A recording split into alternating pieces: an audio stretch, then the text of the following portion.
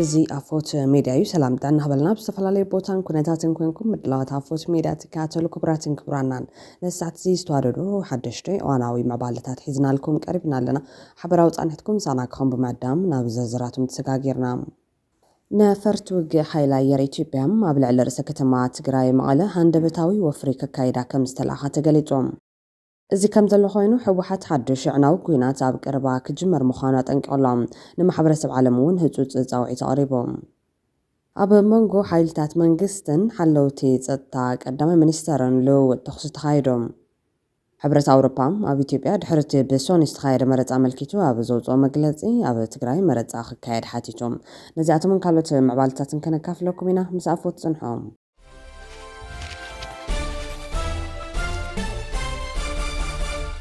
ብቐዳምነት ኣብ ከተማ መኾኒ ብሕገወጥ ምስግጋር ሰባት ዝተጠርጠሩ ደላሎን ትሕቲ ዕድመ ተምሃሮን ናብ ትሕቲ ቁፅጥር ውዒሎም ኣብ ከተማ መኾኒ ብህዝባዊ ጥቆማ መሰረት ናብ ሃገራት የመንን ስዑድ ዓረብን ዜጋታት ብሕገወጥ መንገዲ ዘዘዋውሩ ዝነበሩ ደላሎን ካብ ቤት ትምህርቲ ለምለም ባሮ ተወሲዶም ዝነበሩ ትሕቲ ዕድመ ተምሃሮን ናብ ትሕቲ ቁፅጥር ጸጥታ ኣትዮም ኣለዉ እቶም ተምሃሮ ብብዙሕ ገንዘብ ተኸፊሉሎም ዝተመልሱ ኮይኖም ሽም ዝርዝሮምን ዝተኸፈለሎም ገንዘብን ከም ዝስዕብዮም ካብ ቤት ትምህርቲ ለምለም ባሮ ተወሲዶም ሕድሕዶም 75,000 ብር ተኸፊሉሎም ዝተመለሱ ተምሃሮ ዮርዳኖስ ሂዳ ሻውዓይ ክፍሊ ቅሳነት በርሀ ከበደ ሻውዓይ ክፍሊ ኣበባ ሃፍታሙ ሓምሻይ ክፍሊ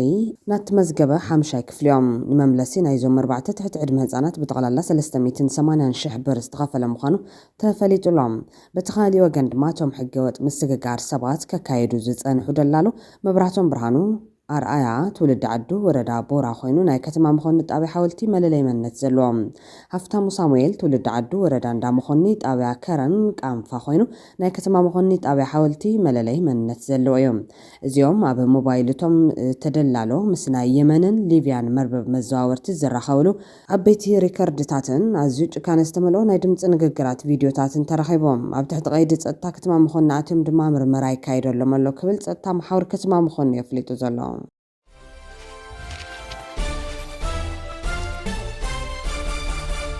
ሚኒስትር ጥዕና ኤርትራ ነቲ ኣብ ዲሞክራሲያዊት ሪፓብሊክ ኮንጎን ዩጋንዳን ተራእዩ ዘሎ ለበዳ ኢቦላ ንምክልኻል ውጥን ከም ዘውፅአ መንግስታዊ ማዕኸናት ዜና ሓቢረን ሓላፊ መቆጻር ተመሓላለፍቲ ሕማማት ሃገር ብሃገር ደረጃ ሓይሊ ዕማም ቆይሙሎ ከም ዝበለት ፀብጻብ ጠቒሶም ዶክተር ኣርኣያ ብርሃነ ከም ዝበሉ ኣብቲ ሃገር ዘለዋ ኩሎን ሆስፒታላት ብዛዕባ ሕማም ሓበሬታ ተዋሂቡወን ኣሎ ኣብ መዕርፎ ነፈርቲ እውን ንመቆጻጸሪ ረስኒ ዝኸውን ቦታ ተዳሊሎም ገያሾም ሰዓተው ናብተን በቲ ሕማም ዝተጸልዋ ሃገራት ተጓዒዞም እንተነይሮም ክሕተት እዮም ንመመርመሪ ዘገልግል ላብራቶሪ ተዳልዩ ከም ዘለውን ዶክተር ኣርኣያ ሓቢሮም ኣብተን ጎረባብቲ ኮንጎ ዝኾነ ሃገራት ዝነብሩ ኤርትራውያን ጥንቃቐ ክገብሩን መምርሕታት ክከታተሉን እውን እቲ ዳይረክተር ተማሕፂኖም ኣብ ዩጋንዳን ደቡብ ሱዳንን ብዓሰርታት ሽሓት ዝቑፀሩ ኤርትራውያን ኣብ ርእሰ ከተማታት ካምፓላን ጁባን ከም ዝነብሩ ይግለጽ ብሰንኪ ካብ ናብን ኣስመራን እተን ከተማታትን ዝመላለሹ ገያሾ ውሕዳት ኣይኮኑን ውድብ ጥዕና ዓለም ዘውፅኦ ሓዱሽ ፀብጻብ ከም ዘመላኽቶ መጠን ሞትን መልከፍትን ካብቲ ኣቐዲሙ ዝተሓበረ ዝተሓተ ኮይኑ ምጥንሑ ተስፋ ሂቡሎም ብመሰረት ዝተኻየደ መጽናዕቲ ኣብ ዝነሕዚ ለብዒ ክሳብ ሶኒ ሓደ ሰነ ኣብ ዝነበረ እዋን ጥራሕ 67 በቲ ሕማም ከም ዝሞቱ ከረጋገጽ እንከሎ ብድምር 344 በቲ ቫይረስ ከም ዝተለኸፉ ሰብ መዚ ጥዕና ዲሞክራቲክ ሪፓብሊክ ኮንጎ ኣፍሊጦም ተለኺፎም ከይኾኑ ዝተጠርጠሩ 116 ካልኦት ድማ ምክትታል ይግበረሎም ኣሎ ብወገን ዩጋንዳ ድማ ቁጽሪ ዝተለኸፉ ናብ 15 ክብል እንከሎ መጠን ሞት ካብ ሓደ ሰብኣይ ሓለፈን ዘሎ ውድብ ጥዕና ዓለም እቲ ሕማም ዓለም ለኻዊ ህጹጽ ሓደጋ ምዃኑ ድሕሪ መዋጁ ንምቁፅጻሩ ሓያል ጻዕርታት የካይድ ከም ዘሎ ይፍለጥ እዮም ንፈለማ እዋን ኣብ 1976 ኣብ ዛየር ናይ ሕዚ ዲሞክራሲያዊት ሪፓብሊክ ኮንጎ ዝተቐልቀለ ኢቦላ ካብ መንካዕ ቅንፊዝን ካልኦት ዓሌታት ኣህባየን ብዝተበገሰ ቫይረስ ዝስዕብ ምዃኑ ይዘመን ውድብ ጥዕና ዓለም ከም ዝብሎ በቲ ሕማም ዝተለኸፉ ሰባት ክሞቱ ዘሎ ተኽእሎ 50 እዩ ቅድሚ ሕዚ ኣብ ዝተራእየ ለበዳታት እቲ ሕማም መጠን ተኽእሎ ሞት ካብ 25 ሜታዊ ክሳብ 9 ሜታዊ በፂሑ ነይሮም እቲ ቫይረስ ካብ ሰብ ወይ እቶም እንስሳታት ብዝወፅእ ከም ደምን ቀልቀልን ዝበሉ ፈሰስቲ ብምትንኻፍ ከም ዝመሓላለፍ ይፍለጥ እዮም ስለዚ ፅሬት ኣካላት መስተይን መብልዕን ኣቑሑት ሽቓቕ ምንጻፋት ዓራታትን ወዘተ ወሳኒ ምዃኑ እዮም ሰብ ሞያ ጥዕና ዝምዕዶም ቀዳማይ ለብዒ ናይቲ ሕማም ኣብ ገለ ዓድታት ማእኸላይ ኣፍሪካ ተኸሲቱ ነይሩ ዝኸፍአ ግን እቲ ልዕሊ 11,000 ሰባት ዝቐተለ ካብ 2014 ክሳብ 2016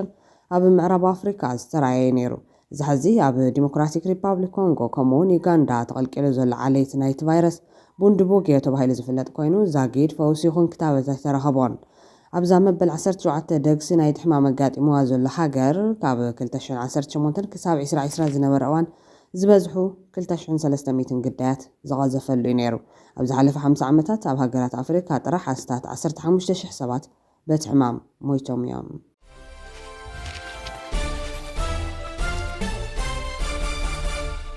ሕብረት ኣውሮፓ ኣብ ኢትዮጵያ ድሕርቲ ብሶኒ ዝተኻየደ መረፃ ኣመልኪቱ ኣብ ዘውፅኦ መግለፂ ኣብ ትግራይ መረፃ ክካየድ ሓቲቶም። ልኡኽ ሕብረት ኣውሮፓ ኣብ ኢትዮጵያ ኣብ ኣዲስ ኣበባ ዝርከቡ ኤምባሲታት ኣባል ሃገራት ሕብረት ኣውሮፓን ሻውዓይ ሓፈሻዊ መረፃ ኢትዮጵያ ምክያዱ ብሓጎስ ብምቕባል ኣብቶም መረፃ ዘይተኻየደሎም ናውጣታት እውን መስርሕ ድምፂ ምሃብ ክካየድ ፀዊዖም።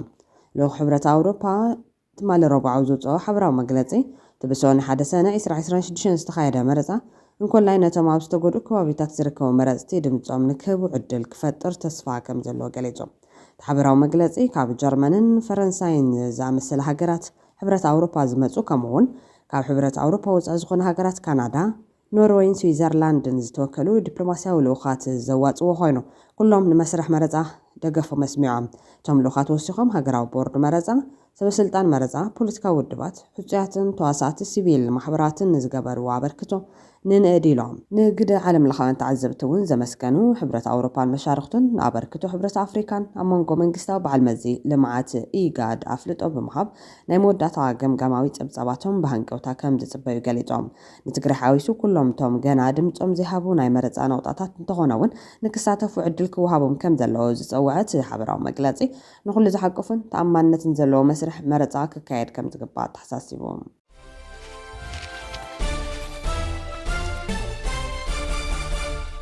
ኣብ መንጎ ሓይልታት መንግስትን ሓለውቲ ፀጥታ ቀዳማይ ሚኒስተርን ልውውጥ ተኹሲ ተኻይዶም። ኣብ መቃድሾ ቅድሚ ተወጢኑ ዘሎ ተቃውሞ ግጭት ተላዒሎም። ኣብ መቃድሾ ኣብ መንጎ ሓይልታት መንግስትን ሓለውቲ ፀጥታ ቀዳማይ ሚኒስተር ሶማልያ ነበር ሓሰን ዓሊ ካይረን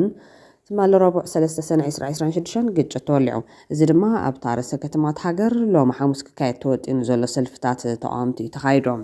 በቲ ዘጋጠመ ግጭት በዝሒ ዝሞቱ ሰባት ዛጊድ የተፈለጠን ዘሎ መንግስቲ ፌደራል ድማ ብዛዕባ እቲ ፍጻመ ወግዓዊ መግለፂ ኣይሃበን ዘሎ። ካይረ ኣብ ማሕበራዊ መራኸቢታት ኣብ ዘርግሑ መግለፂ ሓይልታት መንግስቲ ምስ ባህላውያን ዓበይቲ ዓዲ ኣባላት ባይቶ ተቃውምቲ መራሕቲ መናእስያትን ደለይቲ ፍትሒ ሲቪል ማሕበራትን ኣብ ዝሳተፍሉ ዝነበሩ ኣኼባ መድረኽ ምምኽኻር መጥቃዕቲ ከም ዝፈጸሙ خصيصهم بريزيدنتاو سلطانو بقوام تاجر 15 جنبت 2026 زازمه حسن شيخ محمد نتلومي عبل اعلام مخار اخي بغنا استفزم مدقعتي مول حلفነት يوسد يلو كايرام منغستي قدمتي لومي حاموس كايت تحسب زل سلفتات نتعام تاكلات كفرارح يفتنا لك بالكاسيسوم اذا كم زل خوينو كن ابزواتات هيرانن ما خلا شبلين بوحدو اسران شمونتن ابالات الشباب تقاتلوا مالهم ሶማሊያ ዝተዋደደ ናይ ፀጥታ ስርሒታት ብምክያዳ ኣብ ዞባታት ሂራንን ማእኸላይ ሸበሌን ብውሕዱ 28 ናይ ዕጡቃት ጉጅለ አልሸባብ ከም ዝተቐተሉ ብክልተ ሰነ ዝተዋሃበ መግለፂ ይሕበር። ኣብ ዞባ ሂራን ኣብ ዝተኻየዱ ስርሒታት ኣየር ካብ ዝተቐተሉ ሓደ ላዕለዋይ ፈጻሚ ግብረ ሽበራ ዝኾነ ዓብዲ ራሕማን ዓብዲ ሙዳሊብ ዝርከቦም 5 ኣባላት ከም ዝተቐተሉ ተገሊጾም። ኤጀንሲ ሃገራዊ ስለያን ፀጥታን ሶማሊያ ኒሳ ሙዳሊብ ኣብ ምውዳብን ምውጣንን ግብረ ሽበራዊ መጥቃዕቲ ኣብቲ ዞባ ቡሉ ቡርደን ጃላላቅሲን በቀጥታ ይሳተፍ መንባር ገሊጾም። ትትካል ከም ዝሓበሮ ትሰርሒት ካብ ከተማ ማሳጅድ ካሌ ጋዳዱ ንደው ኣስታት 3 ኪሎ ሜትር ርሒቑ ዝርከብ ኣስታት 70 ኣሸበርቲ ዝተፈላለዩ ኣጽዋር ተዓጢቖም ኣብ ማእኸላይ ሸበሌ ፀጥታ ንምዝራግ ዝዓለመ ንጥፈታት ኣዳልዮም ከም ዘለዉ ዝገልጽ ስለያዊ ሓበሬታ ምስ ተዘርግሐ እዩ ትክስታት ክፍጸም ዝኽኣለ ክብል ገሊጹሎም። ኣብ ታሕተዋይ ሸበሌ ብዝተፈጸመ ስርሒት ድማ 23 ኣባላት እቲ ጉጅለ ተኣቲሎም እዮም። ወሲኹ ድማ ስርሒታት ኣካል ናይቲ ካዋሬጅ ንምጥፋእን ድሕነትን መርግጋዕን ህዝቢ ሶማልያ ንምርግጋጽን ዝካየድ ዘሎ ጻዕሪ ምዃኑ እውን ሓቢሮም። ካዋሬጅ መንግስቲ ሶማልያ ምስ አልቃይዳ ዝምድና ዘለዎ ግብረ ሽበራዊ ጉጅለ አልሸባብ ንምግላጽ ዝጥቀመሉ ቃል እዩ። ካብ ዝሓለፈ ወርሒ ሓምለ ጀሚሩ ሰራዊት ሶማልያ ብደገፍ ተልእኾ ደገፍን ምርግጋዕን ሕብረት ኣፍሪካ ኣብ ሶማልያ ንኻልኦት ኣህጉራውያን መሻርክትን ኣንጻር እቲ ግብረ ሽበራዊ ጉጅለ ስርሒታት ሓይሉ ይቐጽለሉ ኣሎ ክብል ጸብጻብ ኣገልግሎት ዜና ኣናዶሉ ይሕበር።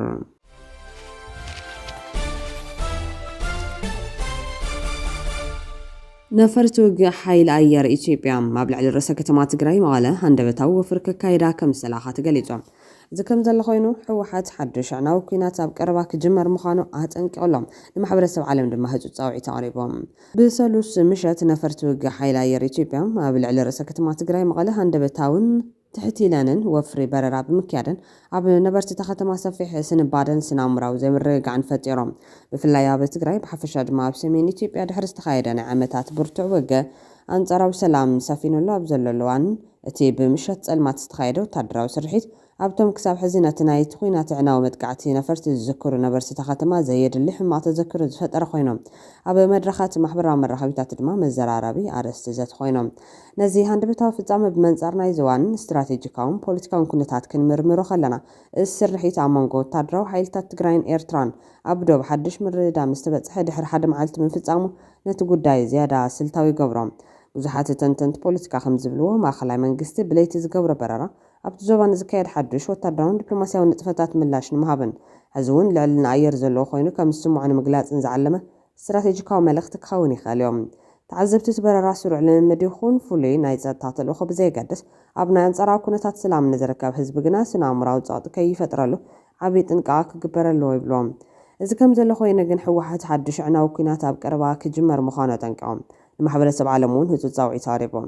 ሕወሓት ንማሕበረሰብ ዓለም ኣብ ዝፀሓፎ ደብዳቤ ዕናዊ ኩናት ይቐርብ ከም ዘሎ ሓቢሮም እቲ ብቦርድ መረፃ ኢትዮጵያ ሕጋዊ ኣፍልጦ ዝተሰረዘ ውድብ ዘይተፈትሐን ዕናዊ ኩናት ንምክልኻል ህፁፅ ፃውዒት ብዝብል ኣርእስቲ ንዲፕሎማስያዊ ልኡኻትን ኣህጉራውያን መሻርክትን ብ26 ጉንበት 2018 ዘውፅኦ ዲፕሎማስያዊ መዘኻኸሪ እቲ ሃገር ናብ ሓድሽ ዕጥቃዊ ግጭት ትምርሽ ከም ዘላ ጠንቂቖም ብመሰረት ሕወሓት ኣብ ዝዋን እዚ ኣብቲ ሃገር መንፈስ ዘተን ምርድዳእ እናጥፍአም ብፖሊስታት ሓደ ወገን ውሳኔታት ምግዳድን ወታደራዊ ሓይልን ይትካሎ ኢሎም ማፀልታ ናይዚ ዝምባለ ካሊእ ዕጥቃዊ ደማዊ ክልዓል ዘይተርፍ ይገብረሎ ኢሎም እዚ ክህሉ ዝኽእል ኩናት ኣብ ዶባት ኢትዮጵያ ጥራሕ ዝተሓፀረ ከም ዘይከውን ዘመልከተት ደብዳቤ ኣብ ቀርኒ ኣፍሪካ ዘሎ ዞባዊ ወጥርን ጎረባብቲ ሃገራት ዘለዎን ቅልውላውን ኩነታትን ኣብ ግምት ብምእታው እቲ ግጭት ንመላእቲ ዞባ ከየረጋግዕን ነቲ ሰብኣዊ ቅልውላው ከጋድዶን ከም ዝኽእል ኣመልኪቶም መንግስት ፌደራል አንቃጽ መርገጺ በመሃል ዝኸሰሰ ሕወሓት መንግስት ክልል ትግራይ ሰላማዊ ፍታሕ ንምምጻእ ተወፋይነት ከም ዘለዎ ገሊጾም እቲ ብበዝሒ መናእሰይ ትግራይ ናብ ማዕስከራት ወታደራዊ ታዕሊም ብጉድድ ግፋእ ከም ዝኣትዉ ይገብር ከም ዘሎ ኣብ ዝግለጸሉ ዘሎ እዋን ዝወፀ መግለጺ ኣብ ልዕሊ ትግራይ ዝፍጸም ዘሎ ጸቕጢ ገደቡ ሓሊፉ ዓቕሊ ይጽንቃቕ ከም ዘሎ ብምጥቃስ ፖለቲካዊ ዘተት እንኳ ኣማራፂ ምዃኑ ብጽኑዕ ከም ዝኣመን ይገልጽ ኣብ መወዳእታ ሕወሓት ኣብ መግለጺኡ ብማሕበረሰብ ዓለም ዝምራሕን ዝድገፍን ተኣማንነት ዘለዎ ፖለቲካዊ መስርሕ ዘተ ንምግባር ድሉው ምዃኑ ብምግላጽ እሱር ጠንቅቲ ጸገም ንምፍታሕ ድሉው ምዃኑ ኣፍሊጦም ኣብ ትግራይ ኣብ ዝሓለፈ ወርሒ ጥራሕ 30,000 መናእሰይ ብሓይሊ ናብ ወታደራዊ ኣገልግሎት ከም ዝተገፈፉ ተገሊጾም እቲ ሽቶ ድማ 200,000 መናእሰይ ንምግፋፍ ምዃኑ ይሕበር ካብ ትግራይ ዝወጽ ሓበሬታ ከም ዘመላኽቶ ኣብ ዝሓለፉ ሂደት ሰሙናት ኣብ ክልል ትግራይ ዝጀመረ ብቐንዱ ብህዝባዊ ወያነ ሓርነት ትግራይ ሕወሓት ዝካየድ ዘሎ ሰፊሕን ግዱድን ወታደራዊ ግፋእ መናእሰይ ተጠናኺሩ ቀፂሉ ኣሎ ነዚ ዓመፅ ዝመልኦ ተግባር ተቃዊሞም ካብ ምልመላ ንምምላጥ ዝፈተኑ ኣማይት መናእሰያት ኣብ ትሕቲ ቀይዲ ከም ዝኣተው ልዕሊ 10 ድማ ብሓይልታት ጸጥታ ብዝተተኮሰ ጥይት ከም ዝተቐተሉ ወይ ብከቢድ ከም ዝተጎድኡ ኣረጋጊፆም ኣለዉ እቶም ፍልፍላት ነቲ ፍጻመ ብቐረባ ዝከታተሉ ሰባት ከም ዝብልዎ እዚ ዓይነት ግዱድ ምልመላን ምቕታልን ከም ኣህጉራዊ ገበን ኩናት ክምደብ ዝኽእል ኣዝዩ ሓደገኛ ተግባር እዩ ነዚ ከቢድ ግዱድ ምልመላ ብዝምልከት ርእይቶ ዝሃበ ምሁር ትግራይን ንጣፍ ማሕበራዊ ሚድያን ሸዊት ውዳሴ ብወገኑ ሕወሓት ንመናእሰያት ትግራይ ብዕጡቕ ሓይሊ የፈራርሕን የገድድን ኣሎ ክብል ገሊፆም እዚ ተግባር እዚ ንሰብኣዊ መሰላት ብከቢድ ምግሃስ ጥራሕ ዘይኮነስ ንመጻን ተስፋን ሓደ ሙሉእ ወለዶ ብቐጥታ ኣብ ሓደጋ ዘእቱ መጥቃዕቲ ኢልዎም ሕወሓት ዳግማይ ናብ ስልጣን ድሕር ምምላሱ ኣብ ኩለን ከባቢታት ትግራይ ኣብ ልዕሊ መናእሰያት ዝፍጸም ዘሎ ጅምላዊ ናይ ምእሳርን ምግፋፍን ምንቅስቓስ ብዝኸፍአን ብዝሰፍሐን መልክዑ ብምቕጻሉ ኣብ መላእቲ ዞባ ዓብዪ ናይ ጸጥታ ስጋትን ህዝባዊ ረዓድን ክነግስ ገይሩ ምህላው ተገሊጹሎም ካብ ዝተፈላለዩ ከባቢታት ትግራይ ዝተረኸቡ ሓበሬታ ከም ዘረጋግጾ ድማ እቲ ኣብ መላእ ከባቢታት ትግራይ ዝካየድ ዘሎ ናይ ግፋእ ምንቅስቓስ ብኣባላት ሰራዊት ትግራይን ገለገለ ካብ ኤርትራ ዝተለኣኹ ዕጡቓትን ይካየድ ምህላው ዝጠቐሱ ኮይኖም ንነብር ምንቅስቓስ ዜጋታት ሙሉ በሙሉ ብምዕፃው ንመላእ ማሕበረሰብ ትግራይ ኣብ ዓብዪ ወጥሪ የትይዎ ምህላው ይዝንጋር እቲ ካብ ትግራይ ዝተረኸበ ሓበሬታ ወሲኹ ብሓይሊ ዝተገፈፉ መናእሰይ ተጋሩ ኣብ ውሽጢ ትግራይ ኣብ ዝርከቡ ማዓስከራት ካብ ምስፋር ሓሊፎም ብቐጥታ ደው ተሳጊሮም ናብ ኤርትራ ይውሰዱ ምህላዎምን ናበይ ይኸዱ ምህላዎምን እኳ እንተኾነ ፈፂሙ ንጹር ከም ዘይኮነ ዝጠቅስ ኮይኑ እዚ ኩነታት እዚ ጭንቀት ስድራ ቤታት ኣብ ዝለዓለ ደረጃ ክበፅሕ ይገብር ምህላውን እዩ ዝሕበር። እዚ ንሰብኣዊ መሰል ደቂ ሰባት ብግሁድ ዝጥሕስ ሓደን መናእስያት ኣብ ተጋሩ ጥራሕ ዝተሓፀረ ከም ዘይኮነ ወሲኹ ዝጠቐሰት ሓበሬታ ንገለገለ ካብ ማዓስከር ዳባት ተመዛቢሎም ኣብ ሽራሮ ክነብሩ ዝፀንሑ ኤርትራውያን ስደተኛታት እውን እንተኾነ